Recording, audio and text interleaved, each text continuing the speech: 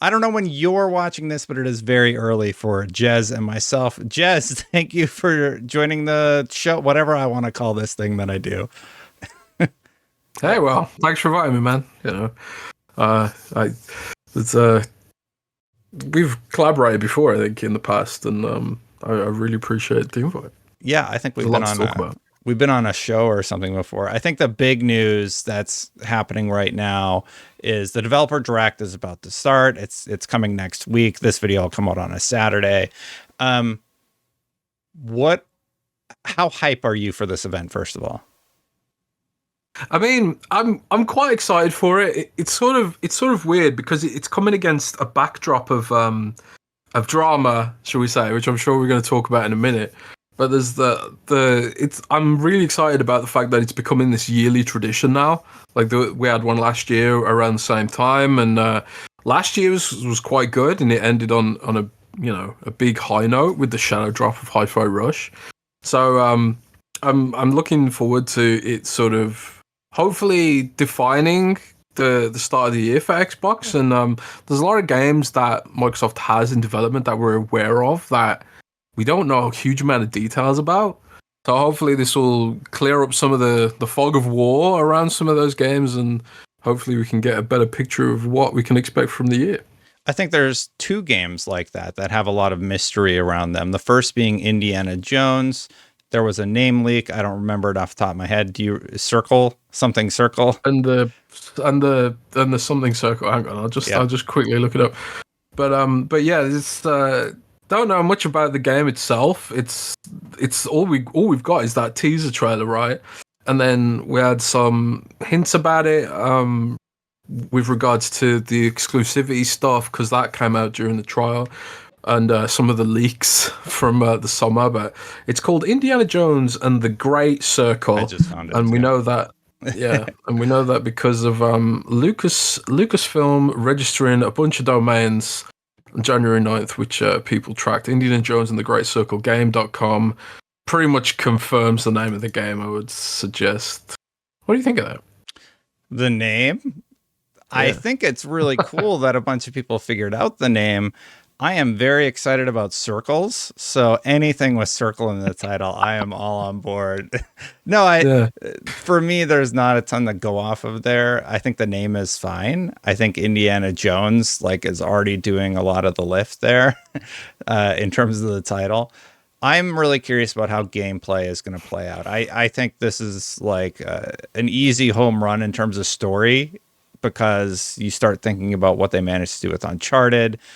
I have to imagine that they're going to be able to do something really, really cool with the Indiana Jones franchise. As a matter of fact, the old Xbox original title that was focused around Indiana Jones, also blanking on that name, it was rated pretty well. It was like a 7 or an 8. So, what has changed in the last, how long has that been? 20, 30 years? I didn't even know there was one. Yeah, it was a long time ago, and it rated pretty well. I think it's even on Steam now. So yeah, there's that. Are you, out of all the games, is Indiana Jones the one you're the most excited for, or is there a different one? I don't think so, personally. I don't know if it's some kind of weird bias I've got towards licensed games, but I still have this weird expectation that a game that's based on a licensed IP is not going to be that great. I don't know why that is. It's a total self-imposed thing, and there have been licensed games that have been really great, like Spider-Man and the Batman Arkham games and stuff like that. But I just have this weird assumption about licensed games, and obviously the more recent Indiana Jones movies haven't been that great. Mm-hmm. So my hype around it, I love the classic Indiana Jones movies, but my hype around Indiana Jones as a brand has sort of waned in recent years. So maybe this will pull me back in. But for me, the game that I'm probably most excited about hearing more from is probably Avowed. And I agree. That's because of Obsidian's pedigree, the great writing, and also I'm a fan of the Pillars of Eternity universe. I love Pillars of Eternity. I think it's a fantastic game. And as we sort of emerge from this post Baldur's Gate 3 world, I kind of want to believe that Avowed could lead to a big budget Pillars of Eternity 3 that, Josh Sawyer has been vocal about wanting, to potentially make happen. So if Avowed raises the profile of the Pillars franchise, and it's at least as good as the Outer Worlds was, I'm pretty excited to learn more about that, and see where we are with it. Yeah, I would love it if they were able to, I don't know, modernize, for lack of a better term, that series. I played the original Pillars a little bit just to sort of get an idea of what that world is like, and the writing is very good. There's tons of fantastic. There's tons of lore in that universe. There's a lot to dive into. I was the one that was pretty surprised by the art style. I think a few others commented on it, but I feel like I'm in the minority. Most people are all on board for Avowed. The more time that has passed, the more I'm like, yeah, okay, let's give it a shot and see how it goes. Because of that one interview they did shortly after, where they talked about how they adjusted scope, how it's going to be more focused on story, how they didn't want to have the same visual style with the game like Skyrim. And my theory about that is that it's because the Oblivion remake is coming in the near future and the art style will be very similar. Have you heard anything about that Oblivion remake beyond the FTC leaks? No, I personally I haven't. No, I mean, I want to believe that it's true. I'm kind of after Starfield, and like as much as I enjoyed Starfield, I think the density wasn't there, right? The kind of density that even Oblivion or Skyrim or Fallout would deliver. So like it kind of put me on that move, like, do I want to start Skyrim again? But then I'm like aware that Fallout 4 is getting remastered. And then now that Oblivion might be getting remastered, I'm kind of like, I'll wait to see what happens there. But I don't know anything personally about that. But you're completely right about, and I suppose with regards to Avowed's art style, just to backpedal a bit, I never really thought of it that way. That like if you took Pillars of Eternity's art style and then ported it to first person, it probably would look just like Oblivion. Mm-hmm. It's that kind of dry sort of color palette and stuff. But like Avowed looks like it's a little bit more Outer Worldsy with its colors. But I think like there was a lot of feedback about its art style when they showed that off. So I do wonder if they've pivoted some of those color grading and stuff like that. It'd be interesting to see if they've reacted to any of that feedback at all, because there was quite a lot of feedback about the art style. So I'm intrigued to see if it's evolved there as well, but we'll see. Yeah, I think we're going to find out very, very soon. Before we go on to Hellblade 2, another game I'm super stoked about, I think that's the one that's going to drop soon. I know everybody's saying Indiana Jones is right around the corner. I think Shinobi over on Twitter said something to that effect. You've also been responsible for sort of breaking news or breaking ground on a lot of games that are coming from Xbox. I remember I did a story about a lot of the things that you had let the community know about, for lack of a better term, over on Windows Central. One of them was Pentiment. There was a dragon game also, like a dragon thing. What was that one? Yeah, it's called Project Fantasy now, from IO Interactive. It used to be called Project Dragon, and I'm not sure if that's still an Xbox exclusive, but it was definitely pitched to Xbox. I think what I had was a pitch deck for it, originally, and they pitched a kind of game that riffed on Diablo and some other sort of games, and now they've come out and said, yeah, it's called Project Fantasy and we're hiring for it and stuff like that. Don't know if it's an Xbox game still. I suppose we'll find out in the future. But I suppose it probably isn't if they've announced it now, and obviously Xbox would have wanted to have announced that probably on their stage, if it was exclusive. But there was also Contraband as well, which is a game that has been suggested could be at the show, because last year one of the things they did was they announced 4 games that were going to be in the show, and then there was a 5th game that was in the show. So like some people are thinking maybe it's Contraband, which Project Typhoon, previously developed by Avalanche of Just Cause and Mad Max fame. So maybe we get a Contraband update. It's been quite a while. I actually emailed PR a few months ago and was like, does this game still exist? And they're like, yeah, it still exists. So maybe Contraband could be there. And then maybe surprises too, like, your Hi-Fi Rush and stuff like that. I personally haven't heard about what surprises there could be. With regard to timeline, maybe you're right. Hellblade's earlier than people think. Shinobi's very well connected, and he suggested that Indiana Jones is closer than we think. A lot of people thought that Towerborn would be the game that launched in Q1, because Matt Booty, the head of Microsoft Game Studios across the whole board now, he's been promoted. He suggested previously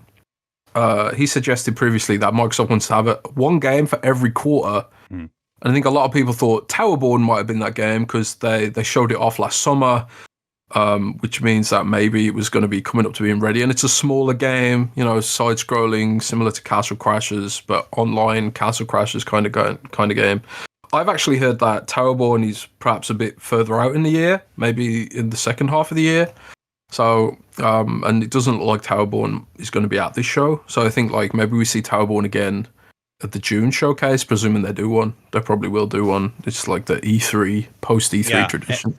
And they announced the Activision showcase coming also. Yes, Activision stuff too. Going to be in a different show. And then, who knows? We could probably get another BlizzCon this year as well, and a QuakeCon, and a Minecraft Live.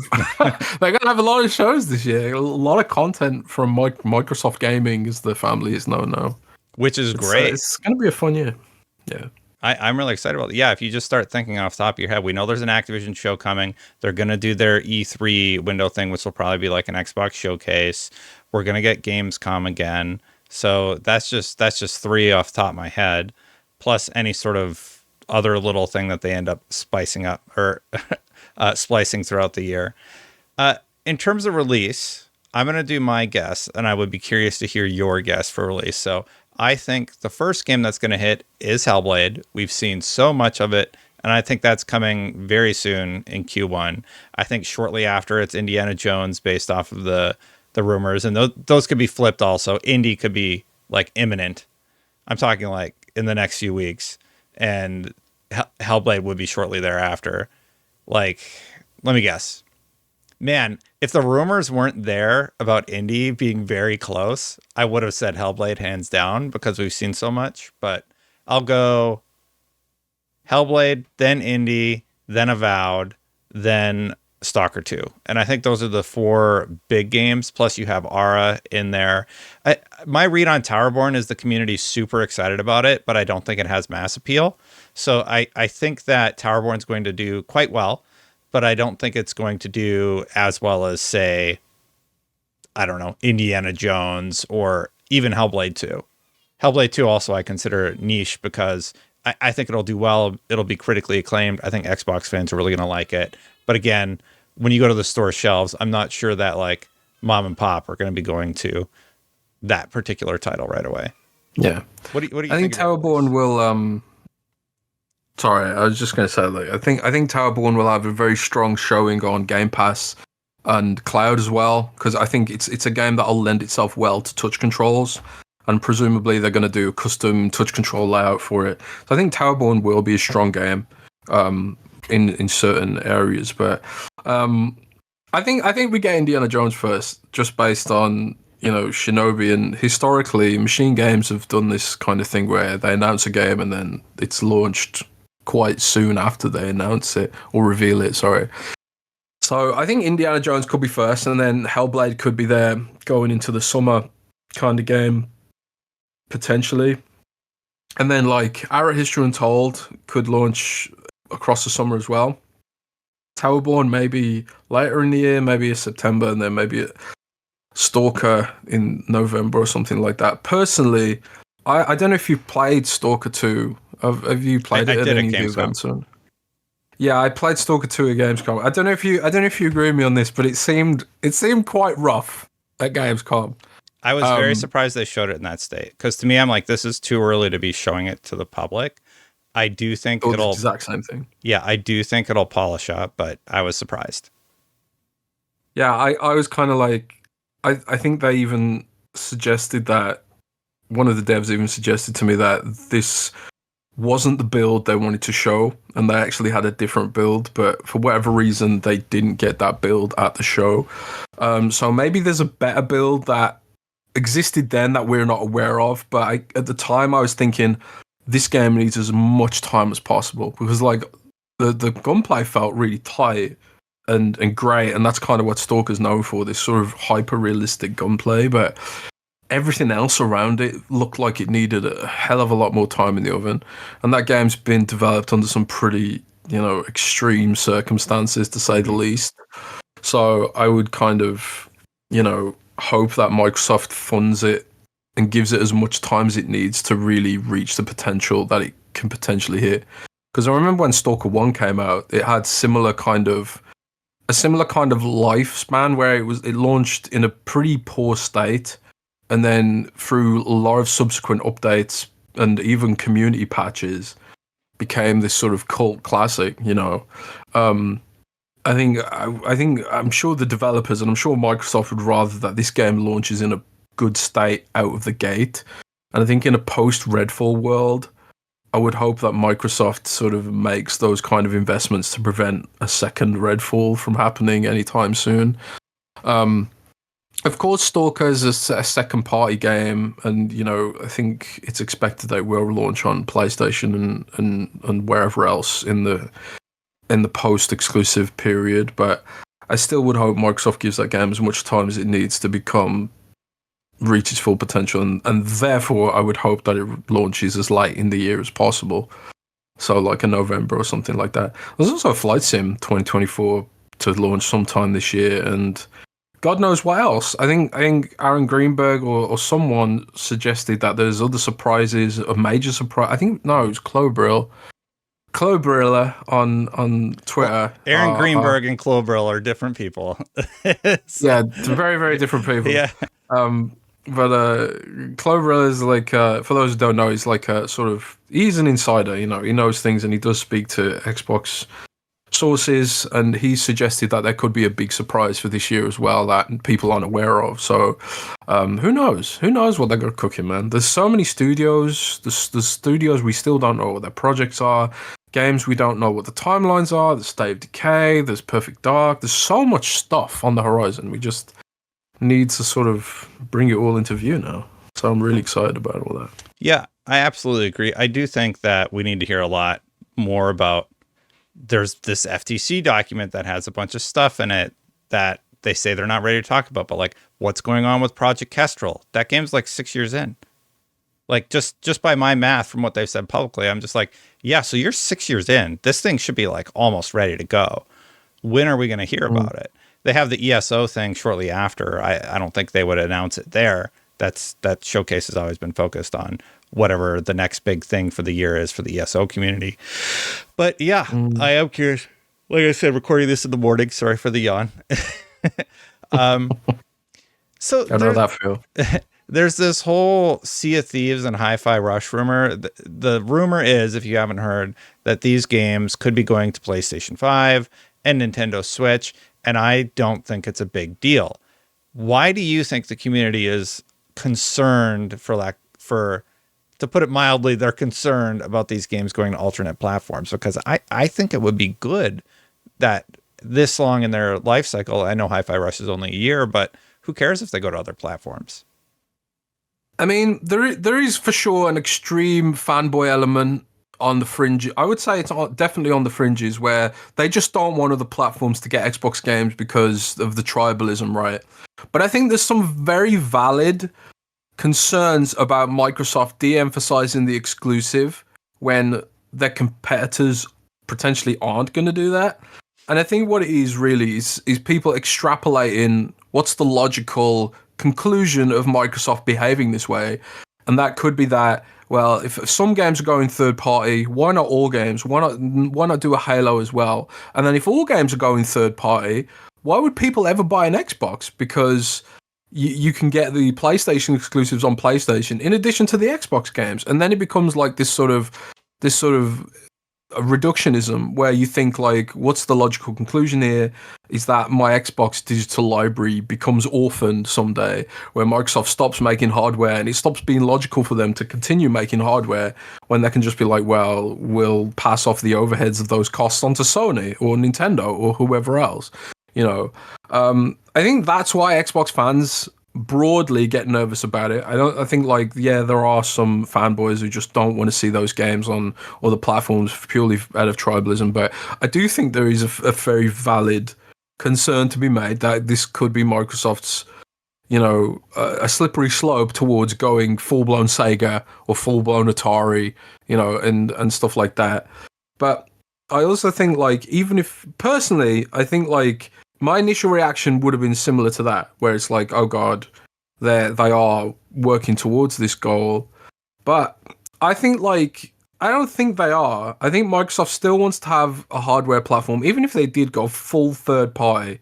I can see Microsoft still having a hardware platform in the same context that they still make PC hardware, like Surface and stuff like that. Even though HP and Dell cornerstone that market, and I still think they want to have their own hardware platform because selling Fortnite microtransactions is very lucrative. And also, I don't see, Phil Spencer himself said, Xbox Game Pass isn't coming to PlayStation. I don't see Sony allowing that to happen unless a regulator like the European Union stepped in the future. And I think part of that might be what's driving Microsoft's thought process as well. They're probably thinking like maybe the European Union one day forces platforms to just open up to other storefronts, whether or not that's a logical decision for the European Union to make or not, I don't know. Clearly, there's pros and cons to that, especially when Sony doesn't make money on their hardware sales. It's all about the exclusivity on the storefront, right? And in similar context, but to Google Play, Google offers their storefront to OEMs or whatever, and you got Samsung making hardware, Google makes hardware, and not Huawei anymore. I think they got precluded from Google Play, but you know what I mean, right? So I would hope that if that is what the Microsoft's thought process is about what the direction the European Union might take, but the European Union might not take that position, politics evolves, and God knows what's going to happen with regulatory thought processes in the future. But I don't think there's a world where Microsoft stops making hardware, even if they did go full third party. And I know when I asked Microsoft PR for their thoughts on this, they basically came back to me with we're saying what we always said, that we don't comment on speculation, rumors, but we've always said games and their platforms would be on a case-by-case basis. And for what it's worth, I know that like Hellblade isn't coming to PlayStation. There's no PlayStation build of Hellblade 2. There's no PlayStation build of Avowed, stuff like that. There's a lot of the games that, because I started hearing these rumors in mid-December, and I started investigating like what's the logical games that could come to other platforms, right? So like I sort of crossed off a lot of these games off the list, and I thought this rumor's BS, like, because I crossed off all the obvious ones, but I never asked about Hi-Fi Rush or inquired about that because it wasn't an obvious one to me. So maybe it's a thing, maybe it's not.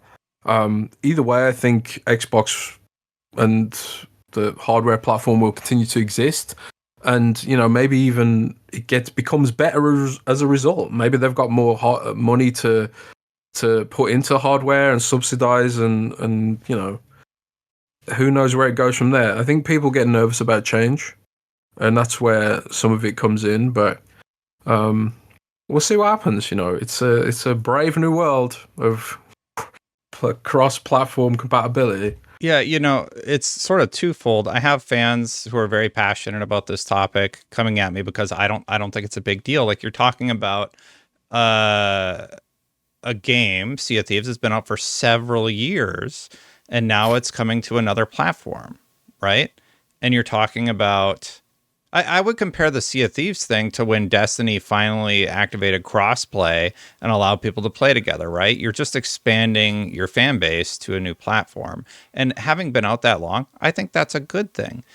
Same thing with Hi-Fi Rush. I think Hi-Fi Rush coming to another platform a year after launch is not a super big deal. We're not talking about Halo coming out on PlayStation. That would be a little bit more concerning for me, right? We're not talking about Starfield coming out on PlayStation 5, for example. the big tentpole exclusives still seem to be exclusive. Maybe in 5 years, Starfield will come to PlayStation 5, but I don't see it happening imminently. The game sold well. Like, I know it's been sort of contentious in the review sphere, but for the most part, it reviewed well. You know,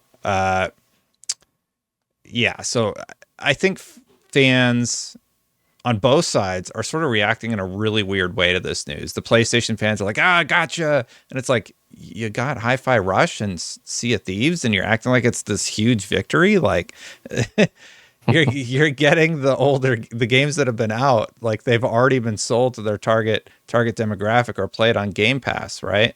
So sure, yeah, go pay $60-$70 for these games on PlayStation. Knock yourself out. You know what? Because I think that winds up being good for those developers or those studios and Microsoft at the end of the day. Yeah, go ahead. Sorry, just one more part in that. There's like potentially strategic elements here, right? And it's been suggested that like Microsoft could put Hi-Fi Rush on other platforms and then keep the sequel exclusive. You raise the profile of the IP, similar to what they did with Ori and the Blind Forest, right? Put Ori on Switch, and maybe you keep Hi-Fi Rush 2 exclusive or timed exclusive or something. Maybe that's a way you can raise the prestige of some of your IPs and maybe the Xbox brand in general by putting the initial game on other platforms and then keeping the sequel off it. It's kind of almost Machiavellian, and it's not something I would expect from Microsoft, but there's that potential there, right? And there's also, on the flip side of that, they did put Sea of Thieves on PlayStation.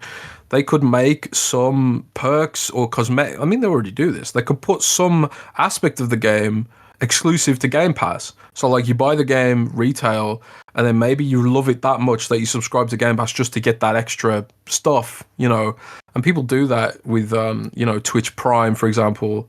Because playing Diablo and World of Warcraft as I do, I often get free cosmetics because I subscribe to the Amazon Prime, for Diablo and whatever. So there's those kind of strategic elements to consider as well, beyond just the raw selling of the game. I suppose we'll just have to wait and see what happens. Yeah, I mean, like, when Stray came to Xbox, I don't think anybody was like touting it as some huge victory or massive defeat, depending on which side of the fan base you're on, I guess.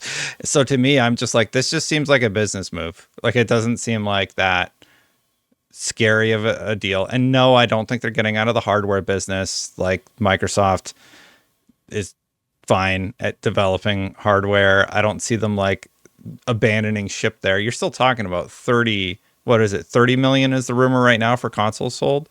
PlayStation's at 50. So yeah, I think that's going to be fine. I am curious on the PlayStation front though. How do you think PlayStation's going to change or adjust their strategy over the next, I don't know, few years, 5 years? What's their roadmap look like given everything that's transpired? Well, I think like you're gonna see eventually PlayStation just follow Xbox, I think, in this space. I think like if we get to a point where Microsoft's revenue is rapidly expanding because of the way they've been supporting other platforms, PlayStation can't ignore that, and they're not ignoring it. We've started to see PlayStation bringing their games to PC more regularly. And I think one of the things hurting Sony's games on PC right now is the lack of a simultaneous release. Like if you're front loading all of your marketing budget for Spider-Man and it's only available on PlayStation, you don't have a marketing budget to market it again when it comes out on PC, right?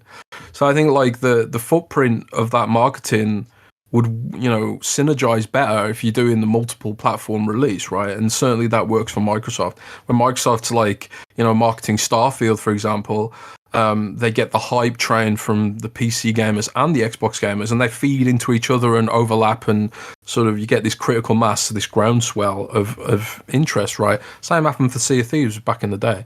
So, Starfield became this year's most talked about game, despite the fact, we had a Spider-Man and we had whatever else and all this kind of stuff. And I think part of that is the fact that PC gamers could get involved in that, and which is growing more quickly potentially than even the mobile gaming sector right now, especially with China getting more aggressive with mobile game regulations and stuff like that. So I I do think Sony will copy the simultaneous PC release, or copy. I mean, they'll just have to. They'll have no choice, because that's where the numbers are going, and that's where the revenue will be. It's free money being left on the table, and it's something their competitor will be tapping into that they are leaving behind. And I don't think Sony can afford to do that, especially when your margins are on your software, not your hardware, right?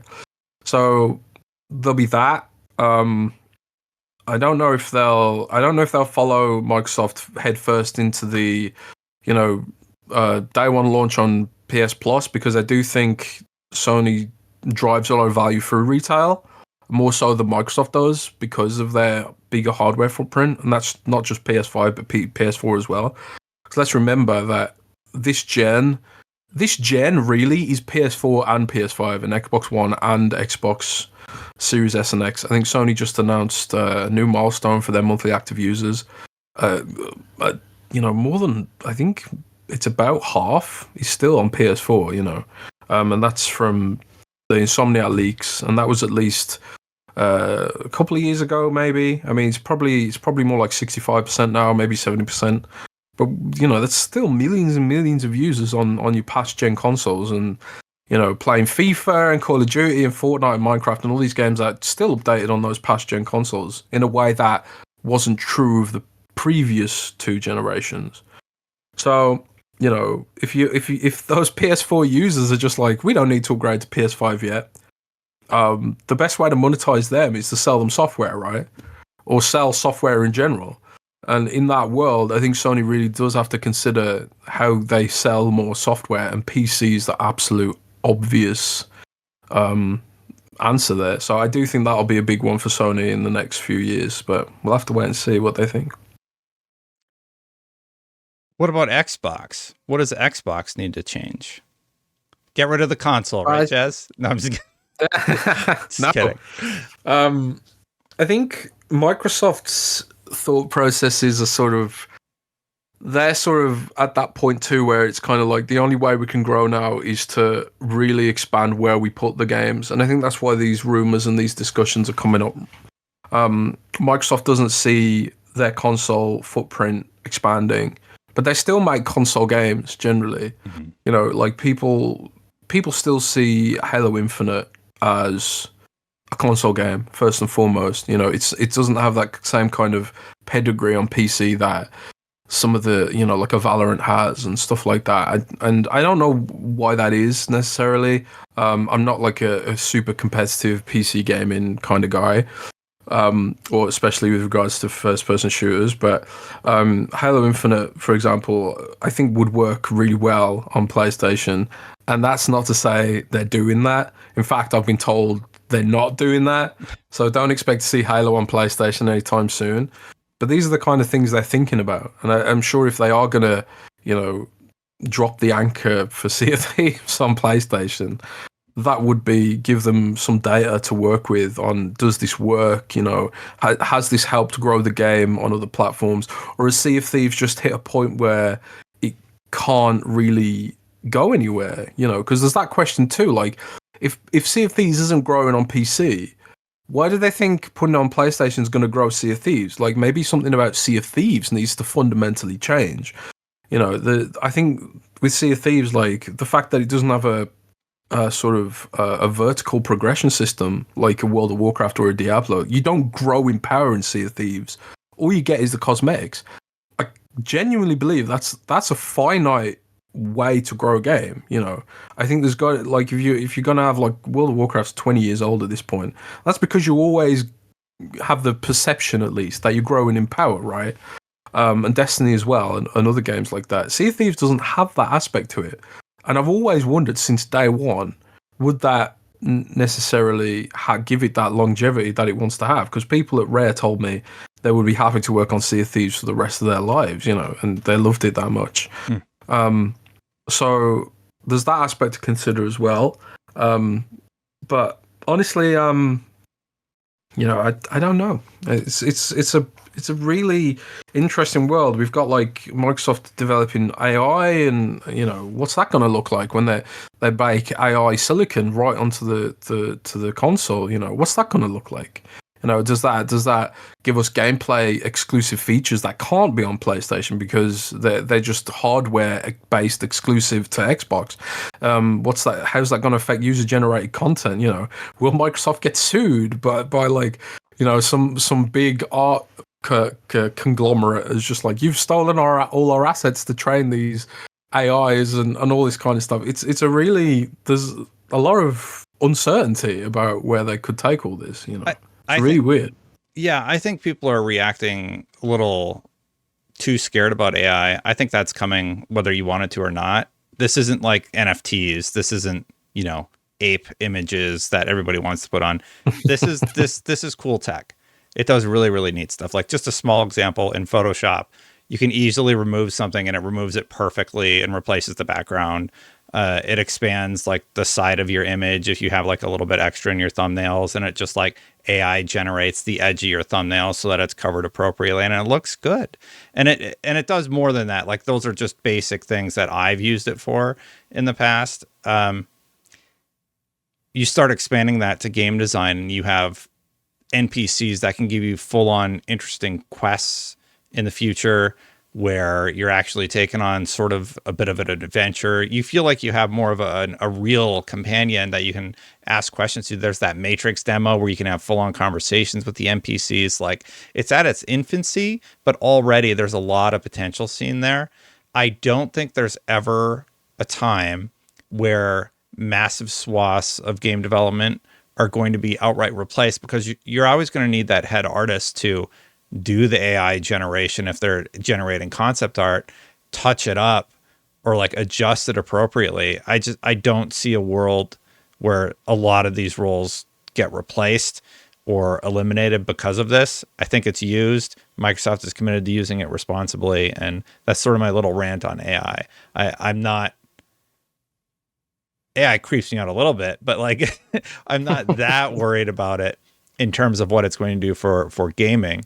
Look at what wasn't it last year when Unreal had that demo of how they could just like concept out a scene using a phone now? Like, yeah, probably. The technology is like getting so advanced now that all of these tools are going to come together to make game development faster. And as we know, it's getting ridiculously expensive to make games, meaning we're going to get smaller games and less iteration in the future. There's also, I think also there's a finite amount of humans, Mm-hmm. Like Microsoft always talks about like there's 2 billion gamers this, 2 billion gamers that, and it's like, well, maybe that's all there is for gaming, Maybe there won't be ever any more gamers. Maybe some people just don't want to play games. Maybe they read books all day, or maybe I don't know. What do people do when they don't play games? Go on a bike ride, I bake or something. I cook stuff. Yeah. I make cookies. Yeah. Yeah. It's not a world I would want to live in, but a lot of people don't play games and they're not interested in playing games. And it's kind of like what we're seeing here, and this is part of a bigger philosophical discussion, which I don't want to drag your viewers into, but it's kind of like we're seeing this late stage capitalism world where it's like these corporations, they demand infinite growth, but there's only so many humans on the planet who potentially want to play games, period. So I think it's kind of like you're fighting over the same users by, making, and I think it was Nexon's CEO recently who came out, or Nacon or Nexon. I always get them mixed up. I think it's Nexon. But one of those, they came out and said there's just too many games. There's too many games, and that's one of the issues right now, is that there's too many games and not enough people to play them. So that kind of mentality is going to be multiplied exponentially if games are easier to develop and iterated on more quickly because of AI. It's kind of like we end up getting like a God of War quality game within a year, just say, for example, a crazy thing. And then you get like every corporation trying to do that. It's kind of like you can't have that many God of War games in a single year because people will get fatigued, So I think the industry will sort of correct and find its equilibrium with some of this stuff. But again, finite amount of humans, man. Like, what do? Would you start selling your games to aliens? You start building rockets and send an Xbox to another planet? I don't know what they're gonna do. It's interesting to talk about. I think you're right on the money. I think we have reached a saturation point in the games market because who was it? Mystic just said there's 120 games confirmed for PlayStation right now. And the consensus is that PlayStation doesn't have anything coming this year, right? A lot of those are coming multi-plat. But yeah, I mean, like, how many games can you play in a year? Maybe 4 for me, you know, like given my, dad responsibilities and other life responsibilities. I think it's not even a person saturation issue. I think it's a time saturation issue.